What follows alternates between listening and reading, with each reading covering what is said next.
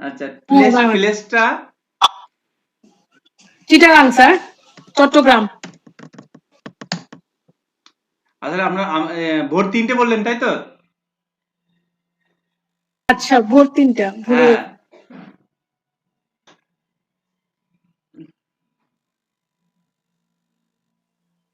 Screen দেখা যাচ্ছে?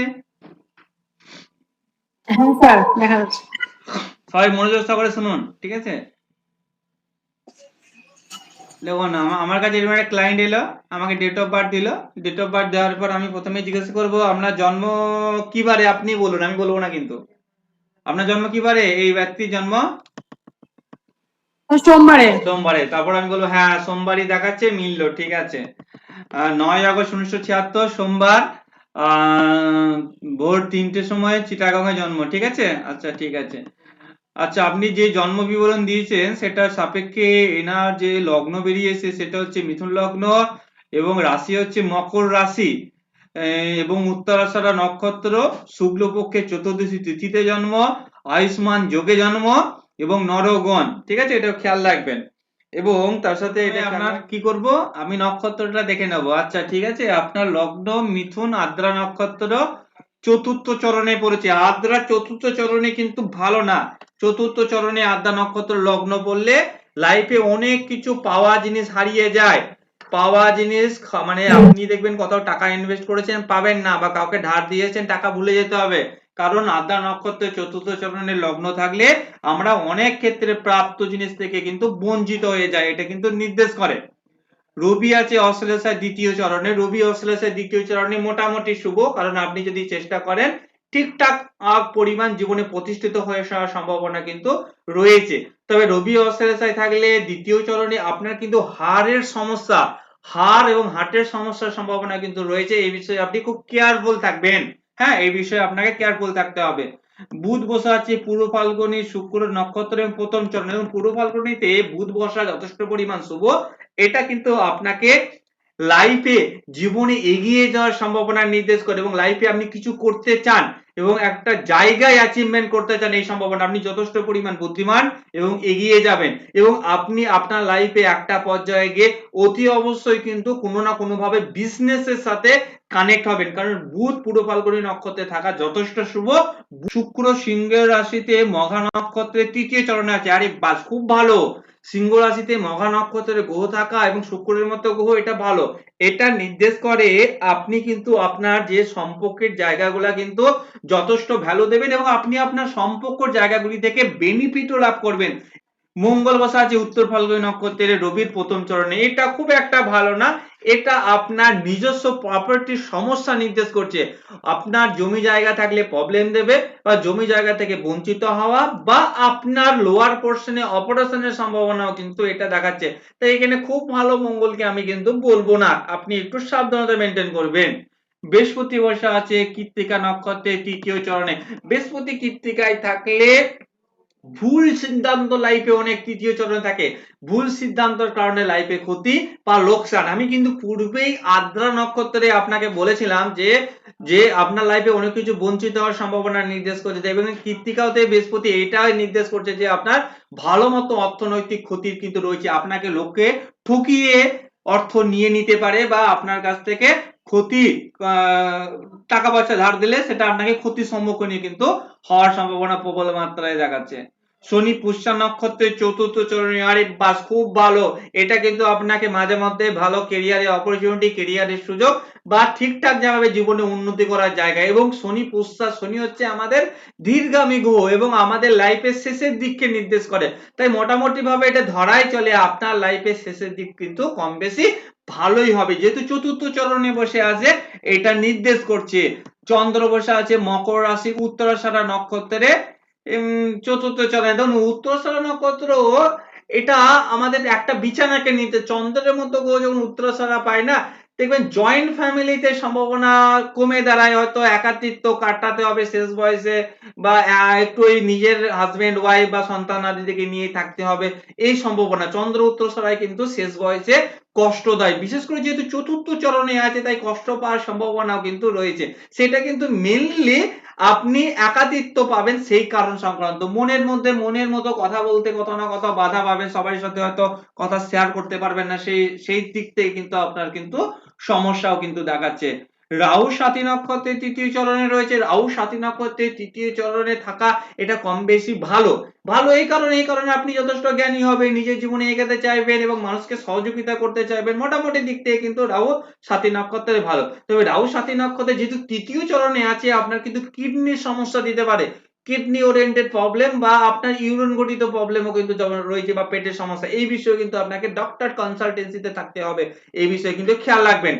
কেতু বসে আছে ভরণী নক্ষত্রের শুক্রের প্রথম চরণে, যেহেতু প্রথম চরণে আছে কেতু, তাহলে আপনাকে দান ধ্যান করাবে কেতু, একটু স্পিরিচুয়াল যত হবেন লাইফে, প্রোগ্রেসটা কত না কত বৃদ্ধি পাবে, সাকসেসের জায়গাটাও বাড়বে। তবে সোসাইটিতে আপনার কিন্তু মিথ্যা বদনামের জায়গা কিন্তু রয়েছে ভরণী, তাই আপনার অপোজিট জেন্ডারদের কাছ থেকে একটু হলেও সাবধানতা মেনটেন করবেন, না হলে কিন্তু লাইফে সমস্যার সম্মুখীন হবেন। এটা গেল আপনার নক্ষত্রের বিচার, এটার মাধ্যম দিয়ে আমি অর্ধেক উত্তর দিয়ে দিই থাকি, ঠিক আছে। এবার ভাব বিচার করবো না থাক? হোক। হোক, ঠিক আছে, তাহলে বলি, হোক যখন বলছে বলি। ভালো, আচ্ছা ঠিক আছে, ভাবটা যখন বলতে বলছে যখন বলি। এই দেখুন, আমি নক্ষত্র বিচারের মাধ্যম দিয়ে আমি আপনার লাইফে অনেক উত্তরই দিয়ে দিচ্ছি, এবার আপনি আমার প্রশ্ন করবেন, দেখবেন অনেক উত্তর অটোমেটিক চলে আসবে। আচ্ছা, আপনার লগ্ন মিথুন, লগ্ন মিথুন তৃতীয়তে বসে আছে, লগ্নপতি থার্ড হাউস, লগ্নপতি থার্ড হাউসে থাকলে মোটামুটি ভাবে নিজের চেষ্টায় ব্যক্তি জীবনে স্ট্যান্ড করতে পারে, এটা কিন্তু খুব একটা খারাপ না, ভালোই বলতে পারি। দ্বিতীয়পতি চন্দ্রমা অষ্টমে বসে আছে, দ্বিতীয়পতি চন্দ্রমা অষ্টমে একদম ভালো না। পূর্বে নক্ষত্র কিন্তু অর্থ ক্ষতি দেখিয়েছে, এখানেও কিন্তু অর্থ ক্ষতি দেখাচ্ছে। তবে এই অর্থ ক্ষতি পারিবারিক বা আপনার হেলথ ইস্যুতে বড় ধরনের অর্থ ব্যয় নির্দেশ করছে, যেহেতু দ্বিতীয়পতি অষ্টমে রয়েছে, এই বিষয়ে আপনি কিন্তু সাবধানতা মেনটেন করবেন। তবে দ্বিতীয়পতি অষ্টমে থাকলে জ্যোতিষ নিয়ে একটু চর্চা করাও ভালো, অর্থ আসে এটাও কিন্তু নির্দেশ করছে, এটা খেয়াল রাখবেন আপনি। তৃতীয়পতি রবি দ্বিতীয় বসে আছে, তৃতীয়পতি রবি দ্বিতীয় থাকলে মোটামুটি ভাবে ভালো, জীবনের চেষ্টা ইত্যাদি করলে লাইফে প্রতিষ্ঠিত সাকসেস, ভালো মতো অর্থ রোজগার, লাইফে ঠিকঠাক জায়গায় পৌঁছানো, এগুলো কিন্তু নির্দেশ করে থাকে, এটাও কিন্তু খুব পজিটিভ সাইন।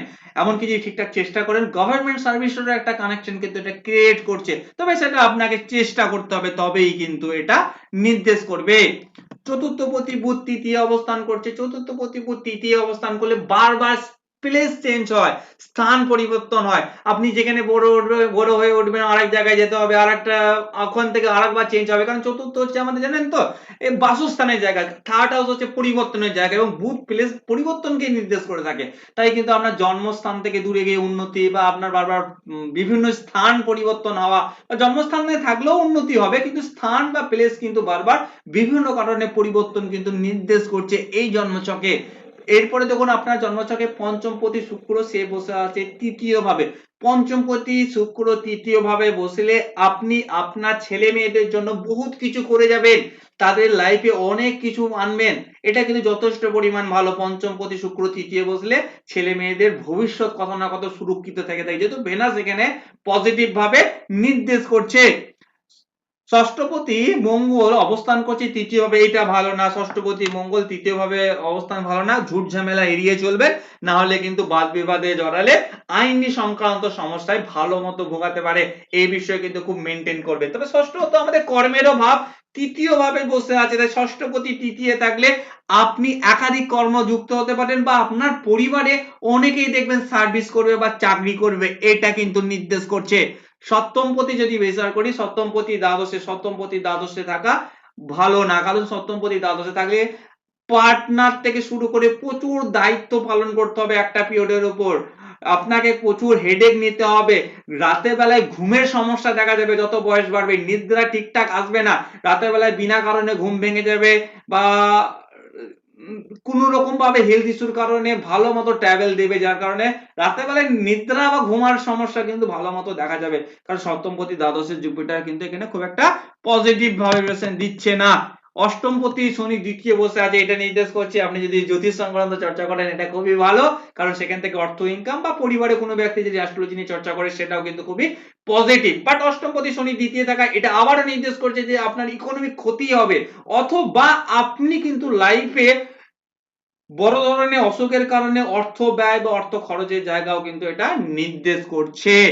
নবমপতি শনি দ্বিতীয় অবস্থা খুব ভালো, নবমপতি দ্বিতীয় থাকলে মোটামুটি ভাগ্য সাথ দেয়, ইকোনমিক ঠিকঠাক আসতে থাকে, বাট শনি তো লেট, তাহলে এটা শেষ বয়সে। আমরা কিন্তু নক্ষত্র বিচরেও আমি আপনাকে কিন্তু প্রেডিক্ট করেছিলাম যে আপনার লাইফের শেষের দিকটা যথেষ্ট পরিমাণ ভালো বা উন্নত, তাহলে এই ক্ষেত্রেও আমরা কিন্তু এটা প্রেডিক্ট করতে পারি। দশমপতি প্ল্যানেট যেটি সেটি হচ্ছে যে জুপিটার দ্বাদশে বসে আছে, চতুর্থপতি তৃতীয় সেটাও বারবার প্লেস চেঞ্জ, দশমপতি দ্বাদশে, তাই মোটামুটি আপনার কিন্তু স্থান পরিবর্তন হবে, এটা কনফার্ম। এমনকি আপনার যেখানে বর্তমানে রয়েছে সেখান থেকে বহু দূরে যাওয়ার সম্ভাবনাও রয়েছে এবং একাধিকবার বাইরে ভ্রমণ, সেটা মূলত জুপিটার আমাদের পরিবারকে নির্দেশ করে, পরিবার নিয়ে বাইরে ভ্রমণ, বিদেশ ভ্রমণের সম্ভাবনা কিন্তু ভালো মতো রয়েছে। তো দশমপতি দ্বাদশে জুপিটার থাকলে সোসাইটিতে নিজের নাম বা ভালো কিছু দেখানোর জন্য প্রচুর কিন্তু অর্থ ব্যয় বা অর্থ খরচ হবে, ভালো লাক্সারিয়াস গাড়ি বা লাক্সারিয়াস বাড়ি বা ফ্ল্যাট ক্রয় করা, এগুলোও কিন্তু সম্ভাবনা ভালো মতো নির্দেশ করছে। একাদশপতি মঙ্গল তৃতীয় অবস্থান, এটা নির্দেশ করছে যে আপনার একটা পিরিয়ডের পর অতি অবশ্যই ইনকাম জেনারেট করবে একাধিক পথে, একাদশপতি তৃতীয়, কিন্তু মঙ্গল তো, তাই আপনি একটু হলো বাধা বা প্রবলেম পাবেন, তবে যদি কাটিয়ে উঠে বেরিয়ে আসতে পারেন আপনার ইনকাম সোর্স বা একাধিক পথে আয় জায়গা কিন্তু যথেষ্ট পরিমাণ রয়েছে। দ্বাদশপতি তৃতীয় অবস্থান, এটা আবারও নির্দেশ করছে আপনার কিন্তু বারবার চেঞ্জ বা পরিবর্তন, অর্থাৎ মজার বিষয় নক্ষত্র বা বারবার একটা কমন খুব ভালোভাবে দেখা গেছে যে আপনার বারবার প্লেস চেঞ্জ বা স্থান পরিবর্তন রয়েছে। আপনি আপনার জায়গা থেকে যত দূরে যাবেন বা বারবার প্লেস চেঞ্জ করলে লাইফে কিন্তু সাকসেসের জায়গা বাড়বে, কারণ আপনার বাড়ছে সেভাবেই নির্দেশ করছে। মাঝে মাঝে ট্যুরে যাবেন, বিভিন্ন জায়গায় ভ্রমণ করবেন, কারণ বারবার চেঞ্জ বা পরিবর্তন যেহেতু জন্মছক দেখাচ্ছে, আপনি বারবার যদি ঘুরতে যান অন্তত মাসে একবার একটু হলো বাইরে যান ফ্যামিলিকে নিয়ে, আপনার জীবনে উন্নতির সহায়ক হবে। জন্মছকটা মুখ্যমন্ত্রী ভালো, তবে আমি হেলথের জায়গা খারাপ পেয়েছি, হেলথের জায়গায় প্রচুর অর্থ ব্যয় খরচের জায়গা পেয়েছি, ফ্যামিলির জায়গায় কিছুটা হলো ডিস্টার্ব পেয়েছি, শত্রুর জায়গা থেকে একটু হলো আপনার আইনি সমস্যার জায়গা পেয়েছি, এগুলো একটু নেগেটিভ রয়েছে, পারলে আপনি যে রেমেডি বা প্রসেস বলবো সেগুলো একটু ফলো করলে বেটার বা ভালো হবে। এটা হলো পুরোটা ভাব বিচার। বলুন এবার কি বুঝলেন, কি শুনলেন?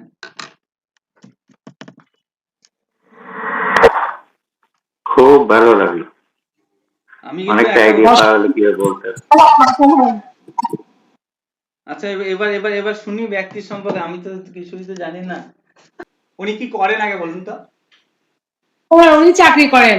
উনি আমাকে ওই প্রমোশনটা মানে ওনার প্রমোশনটা হবে কিনা দেখুন উনি চাকরি করেন, আমি বারবার চাকরির কথা বলেছিলাম কি বলি নাই? হ্যাঁ স্যার। আর ওই যে স্থান পরিবর্তন যেটা বলেছেন না, ওনার ওটাও হয়েছে, মানে উনি অনেকদিন বাইরে ছিলেন। ওইটাও স্যার মিলেছে। উনি পারিবারিক ভাবে মানে ওনাদের মামলা সংক্রান্ত কিছু বিষয় আছে, জায়গা জমি নিয়েও আছে, এমনিতে মনে হয় এমনিতেও আছে, মামলা জায়গা সংক্রান্ত জমি বিষয়ে তো জড়িত তখনই আছে। মঙ্গল যখনই স্টার দেখলাম তখনই বলে দিয়েছি যে হ্যাঁ জমি না। তাহলে দেখুন আমি আপনাদের স্টার শিখিয়েছি, আমি কিন্তু ক্লায়েন্টকে ওইভাবেই বলি, ভাব শিখিয়েছি ওইভাবেই বলি, দেখুন আমি কিন্তু কিছু জিজ্ঞাসাই করলাম না ব্যক্তির সম্পর্কে। কেমন লাগলো সকলের প্রেডিকশন শুনে? হ্যাঁ স্যার, সেকেন্ড স্যার। এরকম ভাবে বলতে পারবেন তো? অনেকদিন সময় লাগবে। যেগুলো থরলি শেষ প্র্যাকটিস বয়স হলেও পারবো। শেষ বয়স সবাস হাততালি, কনফিডেন্স এলে শেষ বয়স হলেও পারবো, কনফিডেন্সটা এরকমই দরকার, না পারতে হবে, প্র্যাকটিস করলে হয়ে যাবে। দেখুন না আমি যা বললাম তা তো শিখিয়েছি আপনাদেরকে, এটা ভেবে দেখুন আমি যা বললাম আমি তো আপনাদেরকে সেগুলি শিখিয়েছি, আমি তো বানিয়ে কিছু বলছি না নতুন করে, আমি আপনাদের ভাব বিচার শিখিয়েছি সেম প্রসেসে বললাম, আমি আপনাদেরকে নক্ষত্র বিচার শিখিয়েছি, হ্যাঁ নক্ষত্র ক্লায়েন্ট আমার কাছে বলে কেউ আসবে না, ঠিক আছে, আমাকে আমার রুলস এর উপর ফুল জোর, আমি যেমন ভাবে বললাম পুরোটা আজকে ভালো করে মনে রাখুন যে স্যার কোন নেচার ফলো করছে, ক্লায়েন্ট যেমন আসবে বলে দিন, দেখবেন আমি যা যা বলেছি ব্যক্তি নিজের জীবনে প্রায় 80 to 90% ফলিত হয়ে গেছে, বাকি 10% বাকি আছে যেগুলো পরে ফলিত হবে। তো